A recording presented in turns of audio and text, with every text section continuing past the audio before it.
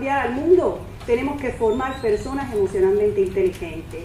Y eso lo vamos a hacer y les doy las gracias por quererlo hacer. Entonces, bueno, vamos a comenzar con esta conferencia, que es un reto, porque claro, está aquí en el momento de cierre, ya casi al final, con lo cual pretendo presentarle algunas ideas a modo de conclusiones y a modo de reflexiones generales acerca de cuáles podrían considerarse desafíos, problemáticas que tenemos que tomar en cuenta para avanzar en la instrumentación, ¿verdad?, en la práctica de todas esas cosas que hemos estado viendo a lo largo del Congreso. Si llamáramos aquí al frente a la Paquita que tenemos y que es casi ya un miembro del Congreso, porque ¿no?, nos ha dado muchos juegos. Si traemos a Paquita acá y le decimos, mira Paquita, hemos llegado a la conclusión entre todos de regalarte este paquete de medidas, de recursos, de inteligencia emocional para que ya te quites de encima ese problema con la gente y tal y funciones bien, pues a Paquita probablemente se iría con esos recursos a casa, no sabría qué hacer con ellos, ¿verdad? Porque la práctica de la educación emocional está mediada por toda una serie de creencias, de estereotipos, de modos de hacer, también de actitudes, como nos decía Monse en la tarde de ayer, ¿verdad? Toda una serie de actitudes, de valores, de cuestiones personales que tenemos que mirarnos y tenemos que modificar si queremos realmente poder trabajar. No es tan fácil como llegar y aplicar una técnica o un recurso, es mucho más complejo. Y hacia ahí les quiero invitar a colocar la mirada en este momento de cierre, ¿no?, de reflexión para irnos, ¿no?, de esta manera como más completos, con una base orientadora más general. Bueno, yo le he dicho a Leticia que me mida el tiempo, porque realmente me voy motivando y voy hablando lo que no traía pensado y luego podemos estarnos aquí 2 y 3 horas. Vamos a comenzar, pero bueno, vamos a comenzar con algo práctico, porque los que me conocen saben que prefiero trabajar los talleres que las charlas. Entonces les voy a pedir que nos pongamos todos de pie. Vamos a hacer un juego, pero este juego tiene una condición, y es que me voy a quedar con las voces de todas y todos. Es prohibido hablar. Aquí vamos a trabajar sin palabras. Les voy a pedir que hagamos parejas y nos coloquemos frente a frente al lado de esa persona que tenemos allí, a la mano, muy bien. En silencio, todos en silencio. ¿Se escucha bien? ¿Se me escucha? ¿Todos ya tenemos esa pareja? ¿Sí? ¿Quiénes no tienen pareja? Pues encima, corre, vamos a buscar una pareja acá, muy bien. ¿Quién más? A salir al pasillo los que no tenemos pareja para podernos encontrar. Eso es, ¿alguien más? ¿Qué? Sale al pasillo, busca una pareja. ¿Alguien por allí?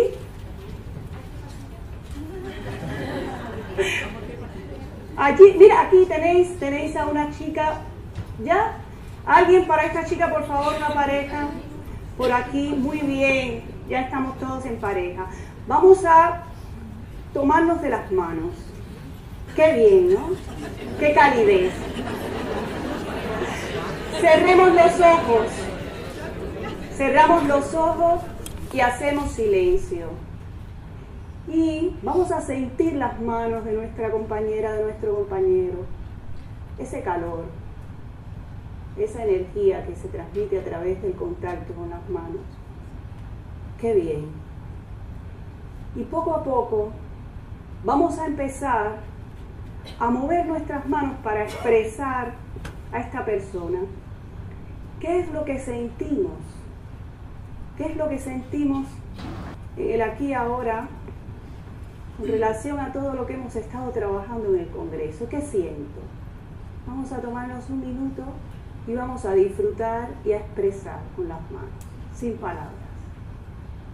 Muy bien.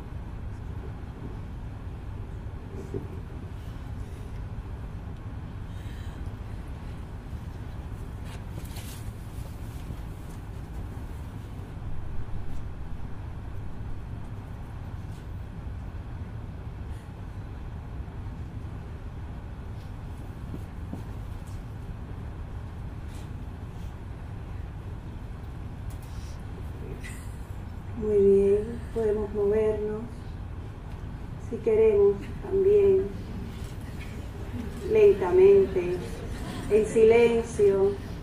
Podemos subir las manos, movernos hacia un lado o hacia el otro. Podemos incluso escuchar una música que ahora deseamos compartir y vamos moviéndonos. Si la otra persona nos sigue, nos va acompañando en este movimiento, un poco más rápido, un poquito más. ¡Qué bien! ¡Qué bien! ¡Qué agradable! Nos movemos un poco más, eso es. Nos damos la vuelta, así, un poco más. Bien, muy bien, muy bien. Ahora un poco más suave, más tierno, más delicado, con cariño. Nos apretamos fuertemente las manos y abrimos los ojos.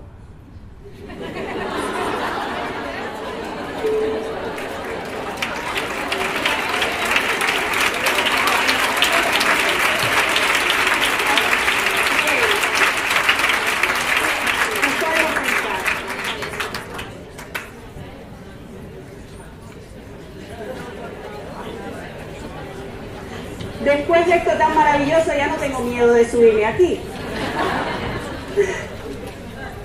Vamos a buscar una palabra que defina lo que hemos estado sintiendo a lo largo del ejercicio. Muy rápido, no desde aquí, desde aquí. Una palabra, la primera. Alto, agradecimiento. ¿Quién más? Conexión. ¿Cómo? Confianza. Conexión. Calidez. ¿Por allá? Amor, dulzura. Algo más, digan las palabras. Alegría. ¿Qué más? Muy bien. Lo que acabamos de hacer es más que un simple ejercicio de expresión emocional. Podríamos considerar que es un ejercicio de expresión emocional, pero es mucho más. Es un ejercicio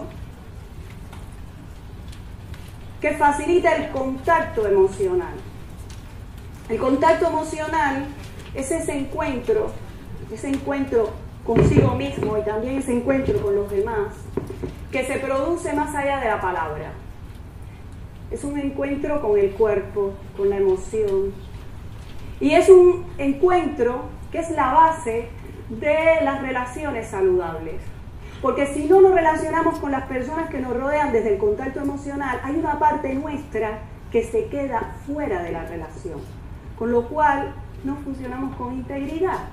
Es como si nos fragmentáramos y somos una unidad de cuerpo, de palabras y de emoción. Con lo cual el contacto emocional es la base del bienestar, es la base del desarrollo personal y también del desarrollo profesional y es la base del cambio. La educación emocional, de esto que hemos estado hablando a lo largo de todo el Congreso, desde mi punto de vista no es otra cosa que la educación del contacto. Cuando educamos emocionalmente a nuestros niños y nuestras niñas, lo que estamos buscando es eso, que aprendan a conectar con su mundo interno.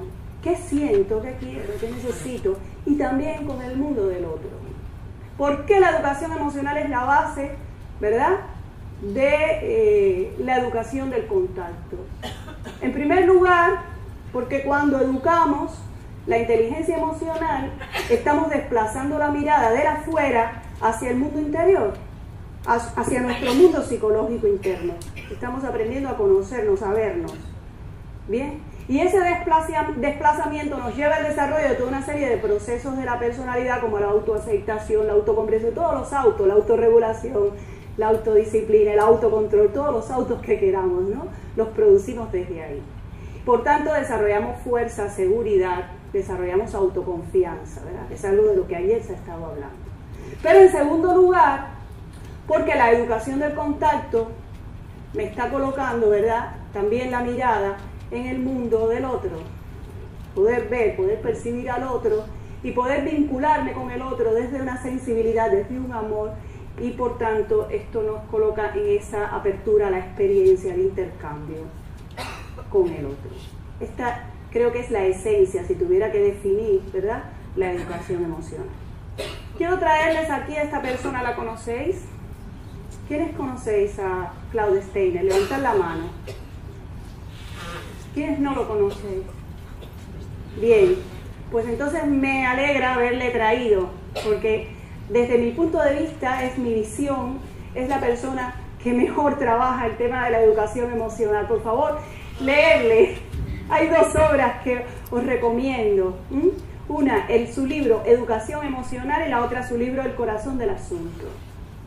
Es un psicólogo, discípulo de Eric Berne, del análisis transaccional, que trabaja el tema de la educación emocional desde una perspectiva, desde la perspectiva del amor.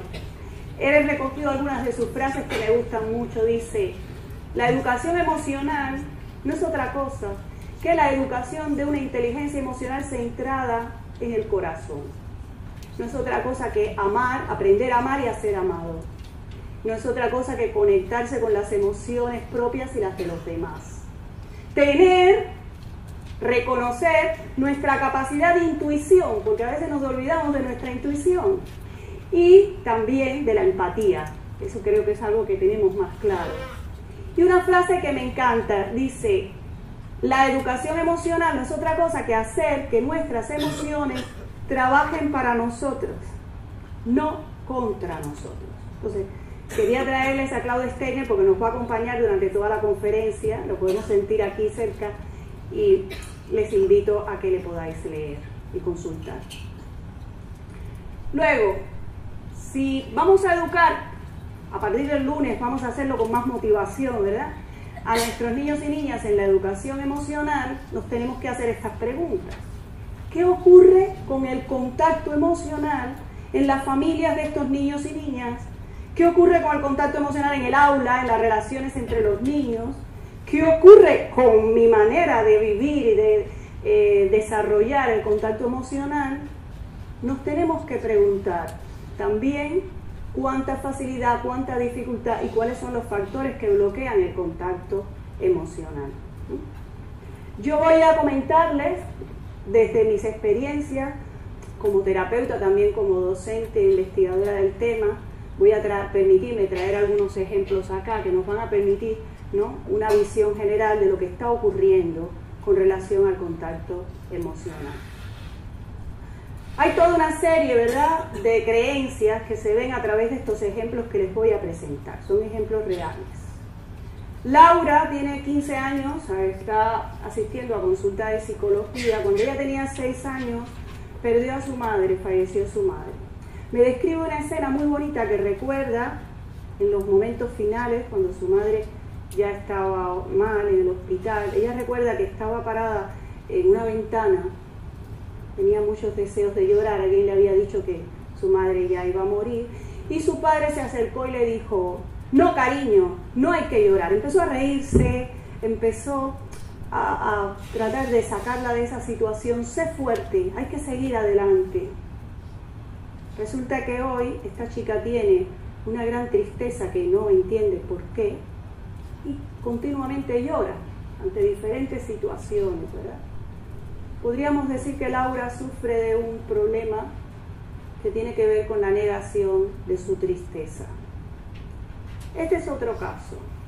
Miquel es el padre de un niño de 10 años, bien, y es un niño que tiene dificultades en la lectoescritura, en el aprendizaje. Y él cree que mientras ayuda a su hijo con los deberes en casa, si se le da mucho mimo, está en contradicción con la madre, porque ella dice: esto de los mimos, las caricias, el elogio, pues al final lo que lo va a volver es una persona débil, vulnerable, ¿no? Y es que muchas personas tienen esta creencia de que las mal llamadas emociones negativas son emociones que nos vuelven débiles, que nos ponen vulnerables, y por tanto es mejor tirarlas a un lado, ¿no? Es una falsa creencia. Con lo cual, esto hace que Miquel pues padezca de algo de lo que se habla mucho en el análisis transaccional, que es la economía de caricias. Por favor, yo confío en que todos los que estemos aquí no hagamos economía de caricias, ¿verdad? No. Y el tercer ejemplo que os he traído es el de Pablo. Es un chico adolescente que le chilla, insulta, sería un chico agresivo con sus padres, de la noche a la mañana. Los padres dicen, no sé, ¿qué puede haber pasado con él? No sale de casa, no tiene amigos, no es feliz. Estamos desesperados. ¿Cómo explicarnos esto? Cuando se empieza a trabajar con Pablo, Pablo tiene mucho miedo al mundo. Tiene miedo a salirse de los muros de la casa, a enfrentarse. Los adolescentes tienen este miedo. A veces no se lo leemos, ¿verdad? No se lo sabemos reconocer. Lo que ocurre es que como los padres le tienen miedo a su miedo, no lo ven y no responden a su llamado de atención y de comprensión. Con lo cual estamos ante otro de los problemas que afectan el contacto. Pero podríamos preguntarnos, ¿qué hay detrás de estos problemas de contacto emocional? Es que no tenemos dificultades porque sí, no. Es que vivimos en un mundo, y en esto Joseph nos puede ayudar mucho más que filósofo, me ha encantado debatir con él, en el que asistimos a esta problemática de la fragmentación del yo. Sin que nos demos cuenta, aún los que estamos acá, siempre estamos ante una trampa muy peligrosa. Y es que por un lado nos demandan que funcionemos como personas racionales, intelectuales, hiperbolizando el intelecto, porque el intelecto es la clave del éxito. Si les preguntase ahora, lo hago en los talleres generalmente, cuáles son, ¿verdad?, las metas que tenemos que alcanzar para tener éxito en la vida y tal, pues ahí está lo intelectual en primer plano. ¿Sí? Y por otro lado, en algunos contextos entonces nos permitimos o nos demandan que seamos sujetos emocionales, como si lo cognitivo y lo afectivo fueran dos cosas separadas, cuando sabemos, ¿verdad?, que somos una unidad de cognición y afecto, y aunque queramos, eso no se puede separar de ninguna manera. Ahora hagamos un poco de reflexión. ¿Qué hay detrás de esto? Bueno, primero les he traído, porque me encanta esta frase de Einstein, porque que lo diga Einstein, pues ya no los tenemos que creer, ¿no? Dice, la mente intuitiva es un regalo sagrado y la mente racional es un fiel sirviente. Hemos creado una sociedad que rinde honores al sirviente y que se ha olvidado del regalo, ¿no? Creo que es muy, muy claro, ¿no? Expresa con claridad lo que acabo de decir. Entonces vamos a ver algunos de los factores sociales y culturales que a mi modo de ver condicionan esta fragmentación del yo. ¿Bien? Por un lado, tenemos que preguntarnos de dónde venimos. Venimos de una tradición cultural que es contraria a la mirada interior, a la autocontemplación. Afortunadamente en la actualidad nos estamos dando cuenta de eso y cada vez, ¿verdad?, retomamos más y aprendemos más recursos, afortunados los que lo hacemos, ¿sí?, para poder desarrollar este plano de la autoobservación y de la autocontemplación. Y esta tradición cultural se asocia también a una tendencia en nuestra cultura, que es la tendencia al deber ser más que al querer ser, es decir, a la respuesta a las expectativas, a las demandas de la afuera, dando la espalda, ¿verdad?, a las demandas y a las expectativas que vienen de lo más profundo de nuestro ser. Y por supuesto, asociado a esto entonces hay toda una serie de imaginarios sociales, valores, símbolos sociales, a veces inconscientes, están en ese inconsciente colectivo, ¿verdad?, con el que funcionamos, que pues efectivamente están mediados por una moral heterónoma, nos lleva a actuar según el criterio ajeno, según el criterio del otro. Esto ocurre. Por otro lado, venimos de una herencia filosófica, tradicionalmente, que nos ha colocado en esa dualidad entre lo racional y lo emocional. Por un lado, ¿verdad?, en la historia de la filosofía, esas teorías que abogan porque el intelecto es la clave del éxito, de la felicidad y de la funcionabilidad, y por el otro aquellas que hablan del alma. Bienvenidos, enhorabuena a estos filósofos que pensaron en el alma y en las emociones. Pero ¿qué ocurre? Que esa dualidad la hemos heredado, bien, en las ciencias de la educación, psicología educativa, en la pedagogía, y a lo largo del desarrollo de nuestra ciencia, ¿qué ha ocurrido? Pues que tenemos una gran diversidad epistemológica de teorías, de enfoques, y una diversidad que se divide también.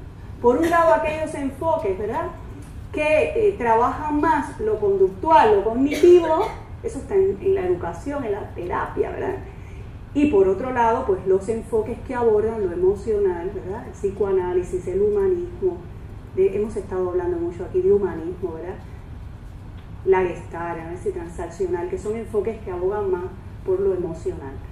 En la actualidad creo que la tendencia y el reto es a la integración. Lo que ocurre a nivel de la práctica parece ser que está ocurriendo también en la mente de los científicos y es necesario que avancemos hacia la integración. Luego, a nivel social, podríamos hablar rápido, porque me voy a extender mucho del pragmatismo con el que vivimos, de esos fenómenos de colonización y saturación del yo. Es muy interesante porque ¿cuántos yoes tenemos delante? Qué difícil en la actualidad sentirnos personas satisfechas y sentir el logro, ¿verdad? Porque tenemos tantas metas, cada vez son más. Es ese fenómeno, ¿verdad?, de la colonización, de la saturación del yo y esa inmediatez de la vida cotidiana, esa velocidad con la que vivimos que no nos permite detenernos y tomar conciencia de la acción y del aquí y ahora. Y todo esto nos lleva entonces a hiperbolizar, como les decía, el intelecto humano, a algo muy interesante que es la idealización del placer, porque idealizamos el placer, y en contraposición pues el miedo a las llamadas o mal llamadas, repito, emociones negativas. Entonces, estos son condicionantes sociales y culturales. Vamos a ver el relato de un maestro para ver, ¿verdad?, de manera más concreta cómo se expresa esto. Uno de los maestros de los grupos con los que trabajo dice: mis padres me inculcaron el amor por el conocimiento, me educaron hábitos de lectura y un espíritu de consagración y dedicación al trabajo. Luego, los estudios de mi profesión me consolidaron mi motivación, mi formación. Creo que soy una persona muy calificada, muy preparada. Pero nadie me enseñó jamás cómo mirarme a mí mismo, cómo leer e interpretar mis emociones y cómo manejarlas en las relaciones con los demás. A menudo me encuentro, ¿verdad?, esta narrativa en las personas con las que trabajo, en talleres, en espacios de formación.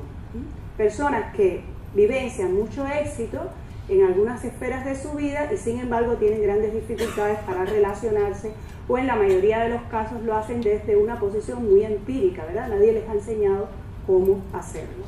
Afortunadamente los niños y las niñas con los que trabajamos no van a tener esta problemática, ¿no? Bien, ¿cómo se expresa esta dicotomía entre lo cognitivo y lo emocional en el contexto de la familia y en el contexto de la escuela? Vamos a revisarlo. En el contexto de la familia, pues por lo general los padres nos damos cuenta de que nuestros hijos están creciendo cuando llegan a casa con un problema, ¿verdad?, un conflicto determinado. Si esta problemática es una problemática que tiene que ver con el aprendizaje y la educación del conocimiento, aunque no sepamos mucha matemática, como es mi caso, tenemos y sabemos a dónde podemos acudir, ¿no?, para que alguien nos ayude. Porque la educación del conocimiento se siente como una tarea estructurada, como una tarea clara. Sin embargo, cuando los niños y las niñas llegan a casa con una problemática emocional, ¿bien?, mis amigos no quieren jugar conmigo en la escuela, o mi novio me ha dejado o me ha pegado o me ha insultado, ¿verdad?, o mira mamá, mi maestro me dijo esto y yo creo que no sirvo, que no valgo, que no soy útil.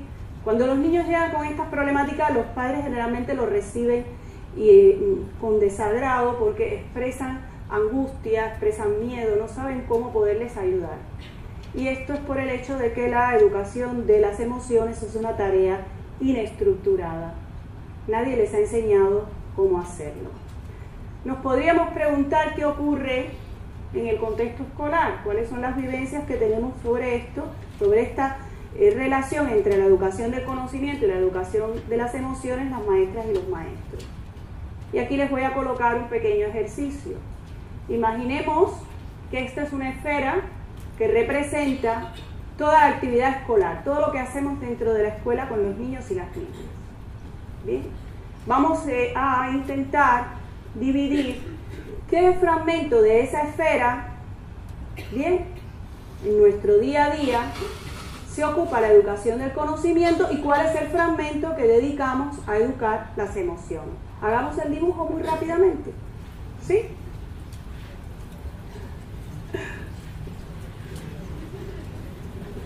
qué parte, ¿verdad? Dedicamos a educar el conocimiento y qué parte a educar las emociones. ¿Ya? ¿Lo tenemos? Vamos a compararlo con lo que yo les he traído, que es, ¿verdad?, que responde a las estadísticas, ¿verdad?, sobre el tema y también a las vivencias de las personas con las que trabajo.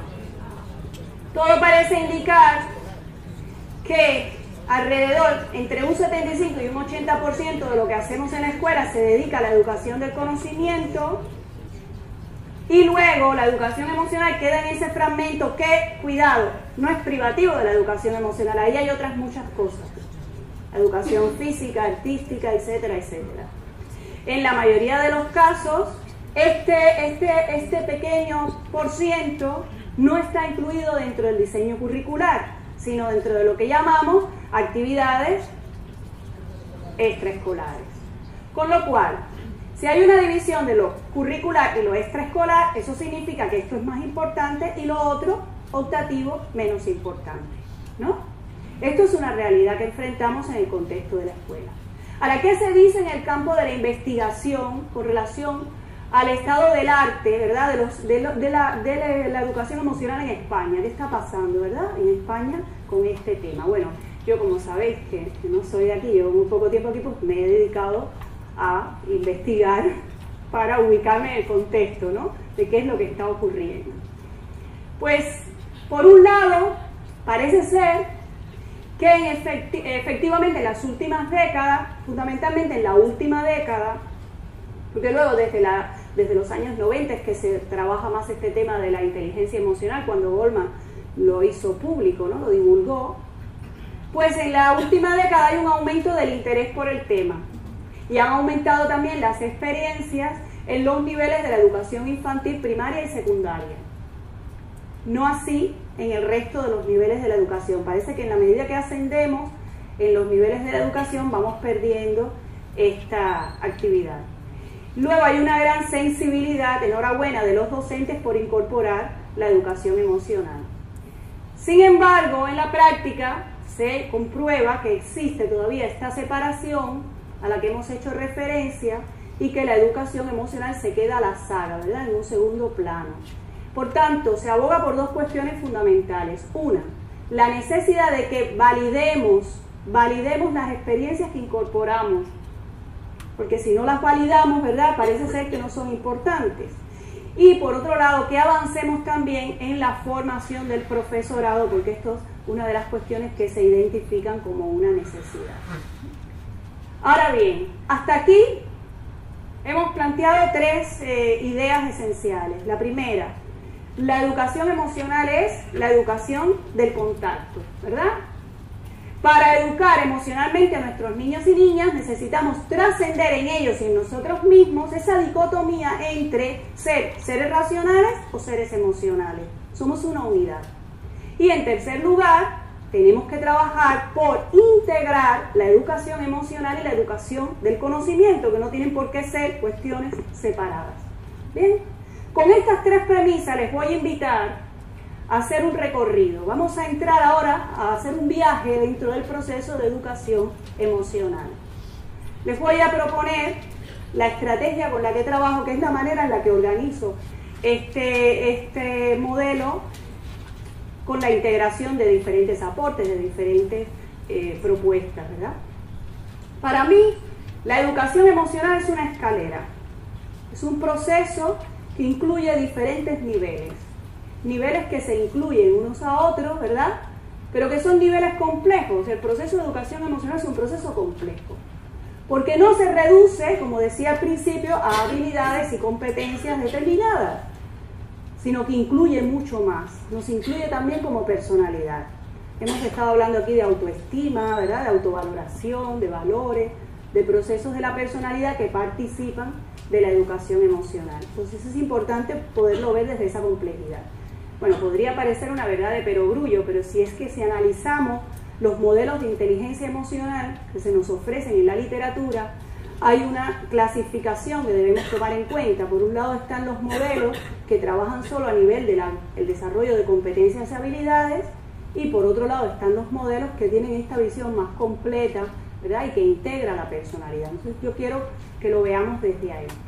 Y empecemos este recorrido que va a ser más interesante. El primer escalón. Vamos a subir el primer peldaño, al que yo le he llamado apertura y espontaneidad. Y seguramente algunos estarán preguntando, ¿por qué el primer escalón para trabajar con mis niños y niñas no es la identificación de las emociones? Porque si no trabajamos en este escalón, prácticamente es imposible que los niños y las niñas nos puedan decir lo que sienten. Tengo un niño muy gracioso, me voy a permitir salirme un poco, un niño muy gracioso que me dice en consulta, vea, mi maestro José me reniega mucho.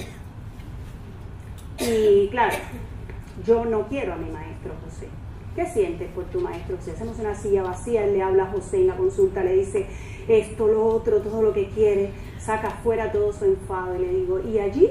¿Nunca le has dicho a José que te sientes mal? Y dice, no. Cuando me dice algo, yo me sonrío, aprieto los puños y digo, ¿y qué sientes? Dice que está ahí una bomba y que de pronto se lleva todo alrededor de José, ¿no? Entonces, ¿cómo le va a decir a José, me gusta o no me gusta, si no se siente cómodo, ¿verdad? En un ambiente de espontaneidad. ¿Qué cosa es este nivel? Vamos a mirar cómo configuramos las actividades escolares, qué tipo de interacción desarrollamos en esas actividades y cuál es el clima psicológico que predomina en ellas, que es algo muy básico y que no podemos perder de vista porque la educación emocional no está, ¿verdad? No es algo ajeno a esto, empieza por aquí. Y es importante que en la manera de concebir esas actividades, ¿verdad?, predomine, como sabemos, un ambiente lúdico, pero también un ambiente de creatividad, de aceptación, nos decía Monse ayer, de comprensión, valoración positiva, respeto. ¿Sí? Esto creo que ha quedado muy claro. Este nivel significa que trabajemos en la escuela desde las caricias. Las caricias que las podemos dar desde 3 dimensiones fundamentales. Las caricias a través de la acción, de las acciones que hacen los niños, de la participación. Hoy hemos empezado con una actividad de caricias a través de la acción. Las caricias a través también de la palabra, cuidemos las palabras, y a través del cuerpo. Un ambiente en el que podamos dar y recibir caricias. Les voy a recomendar 2 trabajos para que podáis profundizar a partir de esta conferencia en cómo crear estos contextos interactivos, ¿verdad?, y participativos. La primera es la tesis doctoral de la profesora María Esther Sarandona de Juan. Tuve la posibilidad de participar en el Tribunal de Defensa de esta tesis hace 2 meses. Es una tesis excelente, donde hace un estudio, bueno, el título es un poco extraño, pero de lo que va es que realmente hace un estudio de cuáles son las características que debe tener un contexto de la actividad y la interacción en la escuela para favorecer la espontaneidad de los niños y las niñas. Y ella, desde la Universidad del País Vasco, estudió muchísimas escuelas, muchísimos colegios, y en la práctica detectó cuáles pueden ser las situaciones que bloquean esa espontaneidad. Les invito a leerlo porque esto está en la página web de la Universidad del País Vasco. Y por otro lado, pues quiero traer aquí a Carl Rogers. Ayer le decía a Monse, gracias Monse por hacer justicia, porque Carl Rogers, a mi modo de ver, es uno de los clásicos de la psicología humanista que más ha aportado a lo que hoy le denominamos psicología positiva, a lo que hoy ¿verdad?, le denominamos inteligencia emocional, educación emocional. Entonces debemos leer a Carl Rogers, y este es un libro fabuloso que cuando lo consultéis os vais a acordar de mí. Se denomina Libertad y Creatividad en la Educación en la década de los 80. ¿Alguien los conoce? Pues es un clásico porque Carl Rogers nos describe cómo trabajar este tema de la espontaneidad y la educación emocional en la escuela desde un rol diferente, desde una manera diferente de concebirnos como maestros y maestros. Y es muy bonito y muy útil porque nos descarga de muchas tensiones y de mucho estrés. Los maestros venimos con la mochila muy cargada de responsabilidad. Entonces quería invitarles, ¿verdad?, a revisar estas 2 obras. Vamos al segundo escalón, que es el nivel del reconocimiento. El nivel de reconocimiento tiene que ver con lo que hemos estado viendo aquí. Yo creo que es el nivel más trabajado para el que se crean más materiales didácticos, más recursos, más acciones, ¿no? Enseñar a los niños a identificar, a nombrar, a diferenciar, a expresar sus emociones. Ahora, cuidado, no quería irme de este congreso sin llamar la atención. Cuidado con ese término de emociones negativas. No enseñemos a los niños que hay emociones negativas porque eso no es real. Todas las emociones son válidas, son útiles. La emoción es acción, la emoción tiene una función, nos está indicando qué acción tenemos que desarrollar. Vamos a hacernos aliados de la emoción, aunque hablemos de tristeza, de enfado, ¿verdad? Por ejemplo, Lorea es una niña de 10 años que dice que no es una niña normal porque ella se enfada mucho, me dice. No, no es que yo me enfado mucho, y yo no soy una niña normal. ¿Pero por qué no eres una niña normal? Todos nos enfadamos, dice, no, los niños me han dicho que tienen que ser felices y tienen que jugar y tienen que reír. Me dice, pero vea, ¿y qué me hago entonces con mi enfado? ¿No? Pues, por favor, no hablemos de emociones negativas. Quiero mostrarles algo muy bonito y que es un ejemplo de cómo podemos trabajar en esta fase de expresión emocional. Esto es un libro de una autora chilena que trabaja las preguntas de Pablo Neruda, se las coloca a los niños para desarrollar esa espontaneidad y esa emocionalidad del niño. Y vamos a ver por qué se los coloco, porque a veces creemos que los niños no tienen un lenguaje emocional y los niños tienen el mejor lenguaje emocional, que es el lenguaje del cuerpo, un lenguaje metafórico. Entonces, no les coloquemos palabras a los niños, trabajemos con ese propio lenguaje que los niños son capaces de expresar. Vamos a verlo, dice así: dime, ¿la rosa está desnuda o solo tiene ese vestido? Y los niños dicen, solamente tiene puestas las lágrimas del sol. ¿Quiénes gritaron de alegría cuando nació el color azul? Yo y mis zapatos negros. Si todos los ríos son dulces, ¿de dónde saca entonces la sal el mar? De las lágrimas de los pobres. ¿Y por qué, dice, ¿y por qué los árboles esconden esplendor en sus raíces? Porque su corazón debe ser cuidado con el murmullo y el calorcito de la tierra. ¿Y a quién le puedo preguntar qué vine a hacer en este mundo? A una paloma con una sola ala en una punta de un manzano. Qué bonito, ¿verdad? Pues cuando trabajemos con los niños y las niñas en este nivel, por favor, trabajemos desde esa narrativa y ese lenguaje que los niños pueden colocar. Vamos al tercer nivel. Es el nivel de la autocomprensión. Aquí vamos ganando en complejidad. La autocomprensión es ese proceso psicológico que tiene que ver con el autoentendimiento. Steiner le llama al nivel de conciencia emocional que se logra con la autocomprensión causalidad, perdón, voy a tomar un poco de agua. Causalidad. Causalidad porque no es otra cosa que el poder entender, ¿verdad?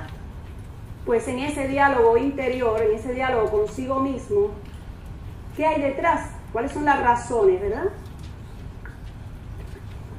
Que subyacen a mis emociones. Este proceso de autocomprensión es la base de la identidad, en la construcción de nuestra identidad, porque es lo que nos conduce a desarrollar el autoconcepto, la autoaceptación, la autoestima. Y por allí les he colocado algunos recursos con los que lo podemos trabajar. Por supuesto, si estamos trabajando con adolescentes, adultos, pues con un diálogo interior, ¿no? Potenciando este diálogo interior. Pero con los niños es muy útil aquí trabajar con la narrativa, con cuentos, fábulas, con la identificación de personajes. Es increíble lo que pueden llegar a entender los niños a través de los personajes. Dilemas morales también y creación de historias, ¿no? Los propios niños creando historias. La autocomprensión nos está ubicando en un plano interesante, que es ese plano de entender qué es lo que desencadena mi emoción, esta tristeza que siento, bueno, qué pérdida me la desencadena, o esta ira que siento, es porque de alguna manera, bueno, pues están vulnerando, ¿verdad?, mi integridad, ese plano de entendimiento. Pero también entender qué necesidades hay detrás de mi emoción, porque detrás de nuestras emociones hay necesidades que están avisándonos. Y qué motivaciones y qué acciones, las emociones también, ¿verdad?, cuando son útiles nos avisan. Es discriminar ¿Cuáles son nuestras emociones auténticas de las que podríamos considerar emociones parásitas? ¿Habéis oído hablar alguna vez, verdad, de las emociones parásitas? Pues las emociones parásitas son esas emociones que a nivel psicológico nos colocamos y no son reales, lo que nos están es tapando otra emoción. Es la típica persona que ha perdido algo muy importante, un trabajo, una familia, y no se permite el duelo y dice, yo, no pasa nada, yo a trabajar. Y trabajo, y continúo con mi vida, ¿no? Me río y tapo. ¿Bien? Tapamos a veces unas emociones con otras. Entonces, ¿cómo puedo saber si una emoción es parásita? Pues si es una emoción cuya intensidad, por ejemplo, está por encima de la situación que la provoca, o cuando la emoción no es funcional, no me ayuda a solucionar el problema, sino que me crea otro problema, ¿verdad? Si mi emoción no satisface mis necesidades, si perdura mucho tiempo, ¿verdad? Si no se me va, si es constante, si no la puedo manejar, y si mi emoción se deposita en mi cuerpo y me enferma, es también una emoción parásita. Entonces, si podemos llegar a este nivel de autocomprensión, podemos conectar con nuestras emociones auténticas, que es las que nos sacan ese niño natural, esa niña natural, ¿verdad? Que nos hace ser felices y ser funcionales. El próximo escalón. Bueno, ahora voy a ir más, voy a ir más lento, más rápido, porque creo que se ha trabajado más, que es el nivel de la empatía. Pero miren, he colocado ahí otra palabra, que es la palabra responsabilidad. Porque a mi modo de ver no puede haber empatía sin responsabilidad emocional. La empatía, por supuesto, como hemos visto aquí, es esa lectura, esa identificación, ese ponerme en el lugar del otro. ¿Qué cosa es la responsabilidad emocional? Es tomar conciencia de las emociones que provocamos en los demás con nuestras acciones. Eso es importante. Educarnos como personas emocionalmente inteligentes no es solo reírnos y saber disfrutar de la vida, es tener también este nivel de conciencia. Es poder o aprender a pedir disculpas al otro, ¿verdad? Permiso, disculpas al otro en el plano emocional. Y es algo muy importante, que es aprender a manejar y a confirmar nuestras hipótesis. Las hipótesis, esas interpretaciones que nos hacemos, ¿no? Cuando interactuamos con otra persona acerca de las emociones del otro. Eso hay una escena típica, ¿verdad?, de la que hablo siempre en mis cursos, y es esa escena en la que la esposa llega a casa, viene de este congreso de educación emocional, muy feliz, oh, qué bien me la he pasado, cómo he aprendido cosas, me voy a comer el mundo.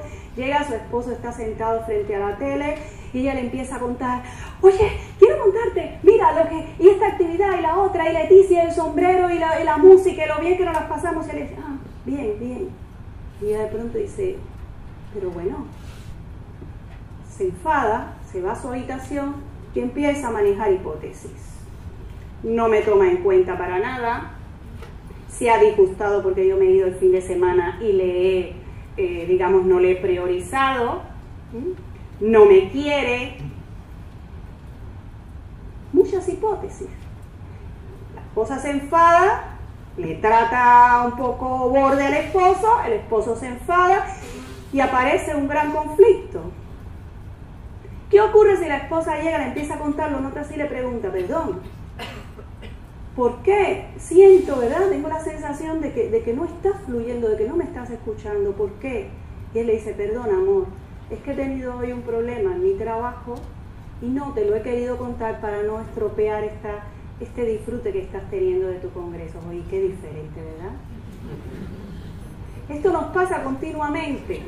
Les invito a que confirmemos nuestras hipótesis en la interacción. Y eso es responsabilidad emocional. No le dejemos al otro solo, ¿verdad? Es tarea nuestra. Luego, las investigaciones han demostrado que existe una relación directa entre la responsabilidad emocional y el control, la libertad, el bienestar y la integridad. Son fenómenos, ¿verdad?, que están asociados. Y esto quería comunicar. Hay aquí un recurso que suelo trabajar en consulta, es un recurso del análisis transaccional que es muy interesante para trabajar la responsabilidad emocional. Es un recurso que se denomina declaración de acción-emoción. ¿Alguien lo ha hecho alguna vez? Sí, ¿verdad? Ese recurso implica aprender a describir lo que sentimos de una manera muy concreta, muy precisa. para despertar esa responsabilidad emocional en el otro. Y es cuando le decimos al otro, cuando tú no me has prestado atención, por ejemplo, yo me he sentido primero enfadada y después triste. Probemos hacerlo y veamos el efecto que tiene, ¿verdad? Sin enjuiciamientos, sin hipótesis, sin enjuiciamientos, sencillamente esa devolución. Cuando tú has hecho esto, yo he sentido esto otro. Y cuando funcionamos de esta manera, pues le estamos haciendo responsable al otro. Esto lo podemos trabajar con los niños y las niñas también. Y enseñar a los niños y las niñas a hacerlo, porque lo trabajo con ellos y lo hacen de una manera brillante, ¿verdad? Y empiezan a expresar con coherencia lo que sienten. Vamos al otro nivel. Es el nivel de la autorregulación. Bueno, de esto nos ha hablado ayer Joseph, ¿no? El nivel de la autorregulación, por supuesto, que es este desarrollo del autocontrol. Pero hay algunas cuestiones que yo creo que están asociadas y que me gustaría mencionarlas, ¿verdad? Para trabajar el autocontrol necesitamos trabajar el manejo de nuestras expectativas. Esas expectativas que nos colocamos y que a veces no tienen en cuenta nuestras posibilidades reales.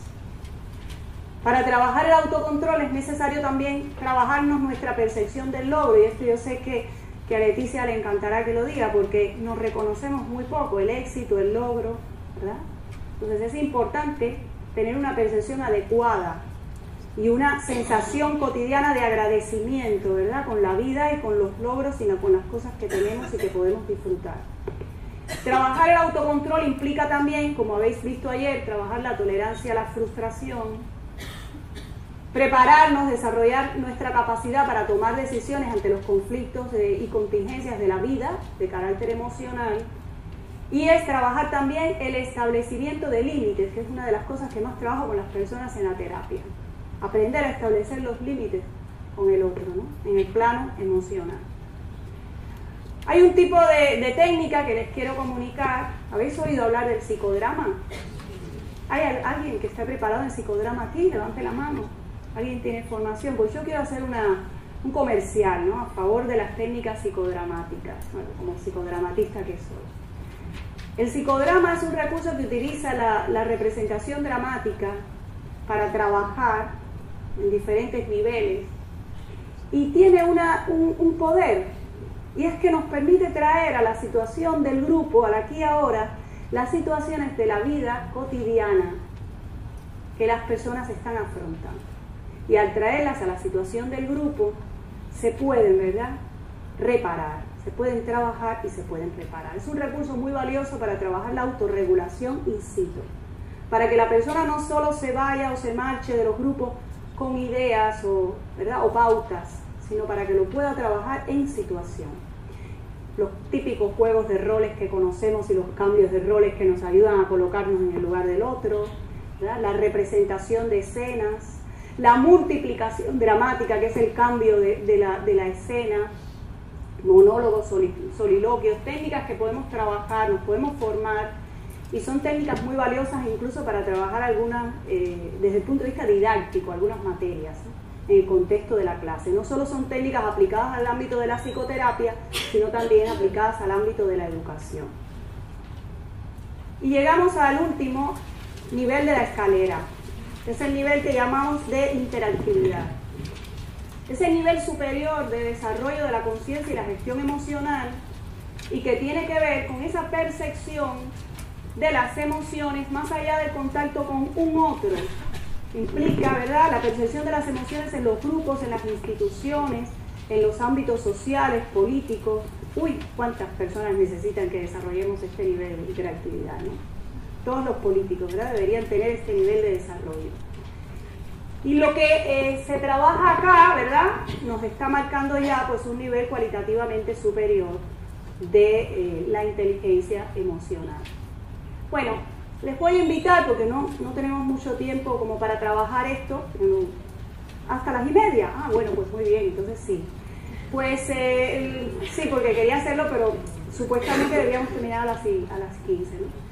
pues hay algo que me gustaría hacer, llegado a este nivel, a este punto, ¿verdad? Hemos hecho un recorrido muy rápido, solo para llevarnos esa imagen de la escalera, y a mí me gustaría que en este momento reflexionáramos brevemente en qué escalón estamos en el trabajo con los niños y las niñas. En este trabajo que hacemos en la escuela de inteligencia emocional, ¿cuántos peldaños hemos subido? ¿Dónde estamos? ¿Verdad? No lo vamos a decir, solo lo vamos a anotar. ¿Bien?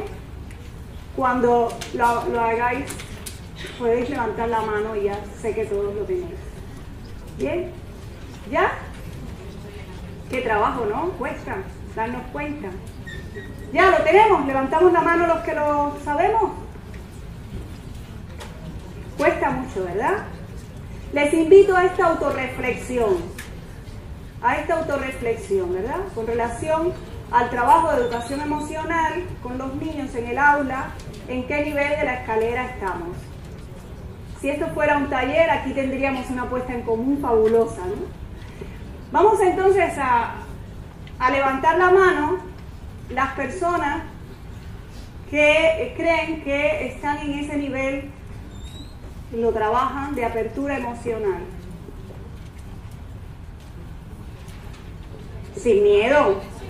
Hombre, creo que sí. Eso es. Muy bien. ¿Levantamos? Sí, levantamos la mano.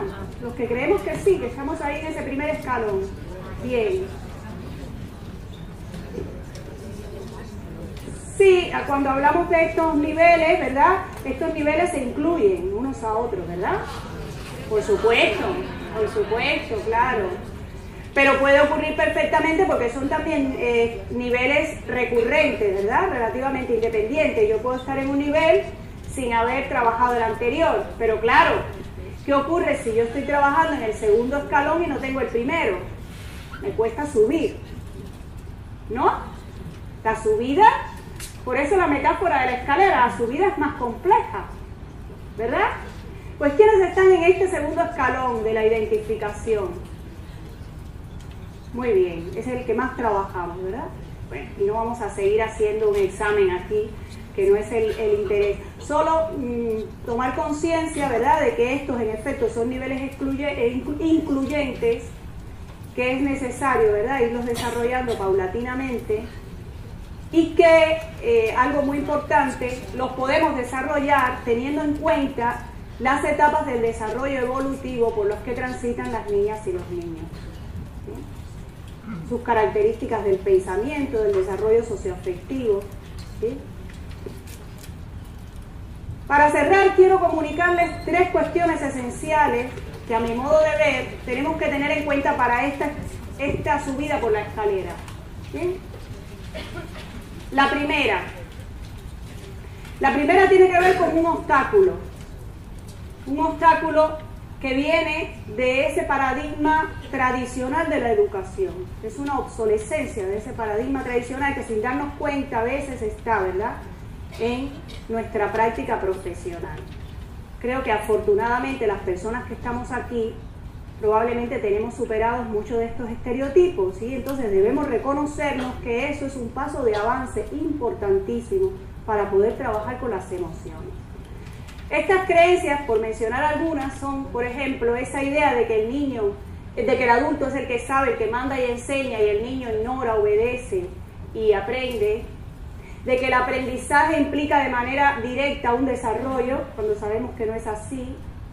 Esa carrera contra el tiempo por constatar los resultados del aprendizaje, por evaluar, ¿no? Los profesores, no llego a tiempo para trabajar todo el currículo, los objetivos, evaluar. Esta idea de que el castigo del error, ¿verdad?, es tan útil como la recompensa del acierto, que no es real. El enjuiciamiento del niño desinteresado, del niño desmotivado, frecuentemente veo esto, pues el niño es vago, no quiere trabajar. La confusión entre lo que sentimos y lo que valoramos, porque que no nos guste algo no significa que no sea valioso. El énfasis en los significados, en los contenidos más que en los sentidos, ¿verdad? Pensar que la solución de un problema es más importante que la pregunta, que nos podamos hacer preguntas. Yo recuerdo una vez que llegué, soy profesora de la Universidad de Zaragoza, le coloqué un examen a mi estudiante que era diseñar preguntas. Y me miraron así como diciendo, pero bueno, ¿Qué le ha pasado? ¿Qué le ha ocurrido a ella, no? ¿Bien? Y la insuficiente integración de las emociones, ¿verdad? El miedo, el enfado, la ira a la dinámica escolar. Pues debemos vencer estos obstáculos para poder avanzar. La segunda condición tiene que ver con el desarrollo metodológico.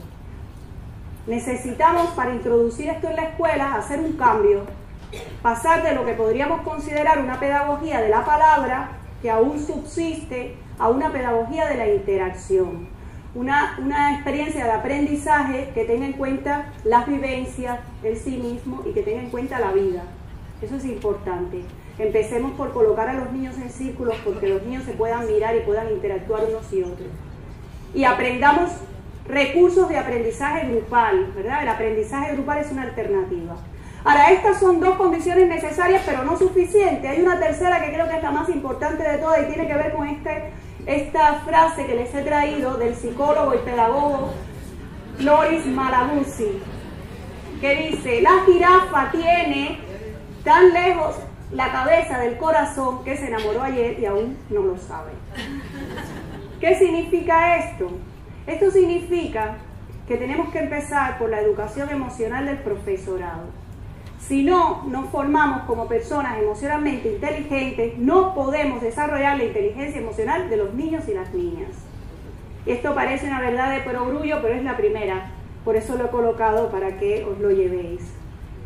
Si no puedo estar en contacto con mi propia tristeza, no podré estar en contacto con la tristeza de un niño. Me va a parecer amenazante. Veamos un ejemplo. Marta es una maestra de educación primaria.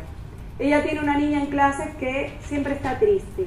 No juega, no se relaciona, llora por todo. Ella le apoya, le mima, le recoge emocionalmente, le protege. Pero Marta se lleva a casa esta tristeza de la niña. Le está haciendo mucho daño. Acude a supervisión y en supervisión podemos ver cómo la no elaboración de su propia tristeza le hace, ¿verdad?, cargarse sin poder manejarlo y sin poder ayudar a la tristeza de la niña, ¿verdad? Es lo que decíamos ayer, la empatía, ¿verdad?, requiere de esta elaboración de la propia emoción. Por otro lado, ¿verdad?, viendo otros ejemplos, si yo no acostumbro a pensar en lo que siento, difícilmente pueda interpretar los aspectos emocionales latentes que están en la dinámica de mi clase. Si me cuesta mucho, ¿verdad?, mediar entre los conflictos entre las niñas y las niñas, si yo no tengo esa capacidad de poder controlar mi enfado, de poder controlar mi ira, porque probablemente termine conectándome también con los enfados y las iras de los niños y las niñas. Y si carezco de responsabilidad emocional, que creo que es algo muy importante, pues no voy a poder darme cuenta de las acciones que provocan determinadas emociones en los niños. Veamos este ejemplo. Este es un maestro, un tutor, que está disgustado porque dice que los padres frecuentemente le reniegan en las tutorías. Todo el tiempo en las reuniones de padres le están criticando. Y los padres le dicen que es que él no le da tiempo suficiente a los niños para trabajar, que a veces deja a los niños sin receso. Es un ejemplo real, ¿eh? A veces deja a los niños sin salir al patio porque no han terminado los deberes, etcétera, etcétera, etcétera. Está enfadado, ¿verdad?, con los padres. Pero sucede que si esta persona, si Jorge, no es capaz de ver que con sus acciones está generando una desmotivación, un desinterés, ¿verdad?, en los niños con relación al aprendizaje, pues no va a poder cambiar absolutamente nada, no va a poder ayudar a los niños, ¿verdad? Por lo tanto, esta formación personal del profesorado, quiero invitarles a verlo así, es una formación que tiene que ser vivencial. No basta con que me entere leyendo de algunas técnicas, algunos recursos, eso está muy bien, pero luego tengo que ir a prepararme, entrenarme en ellas, porque hay que sentirlas, hay que vivirlas para poderlas trabajar. Incluso los más elementales recursos que trabajemos con los niños, es importante que los podamos trabajar primero con nosotros mismos.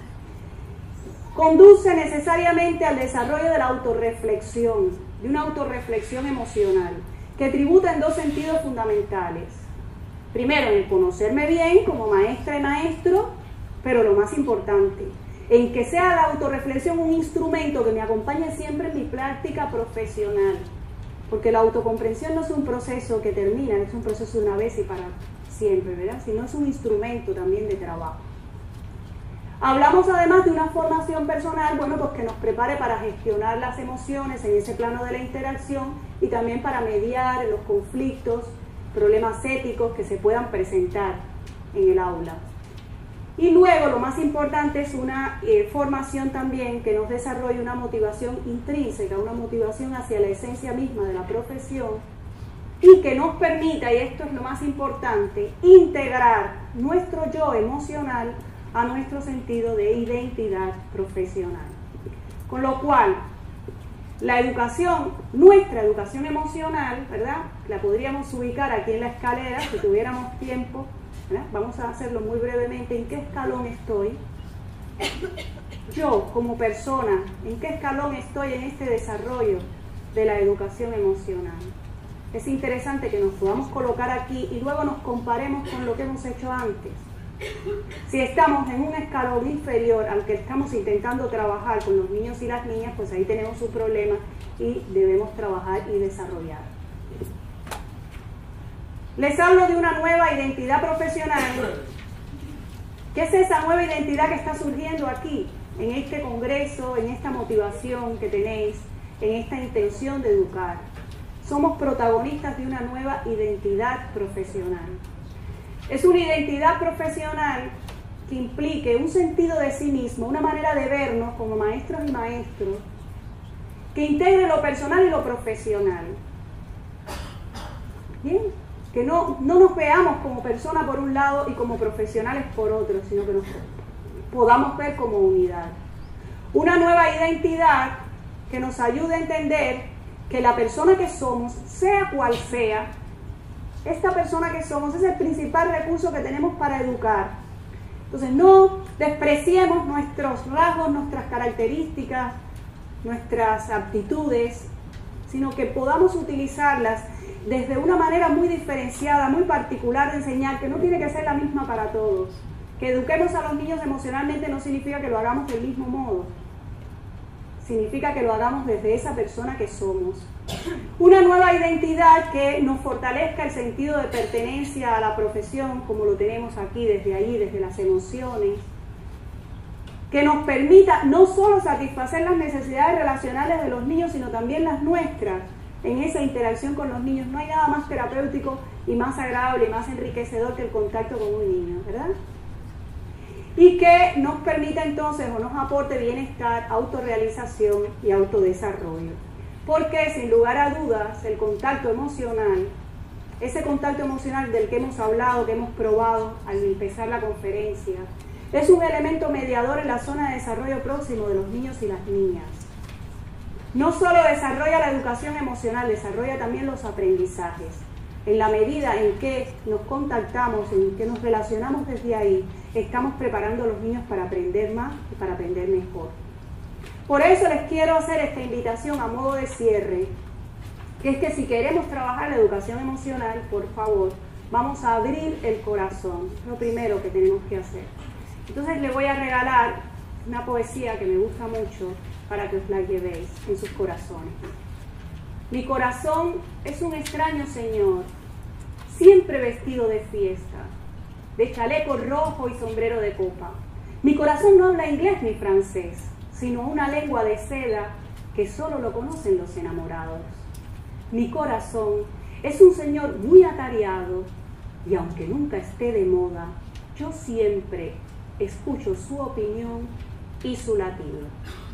Vamos a abrir el corazón. Muchas gracias.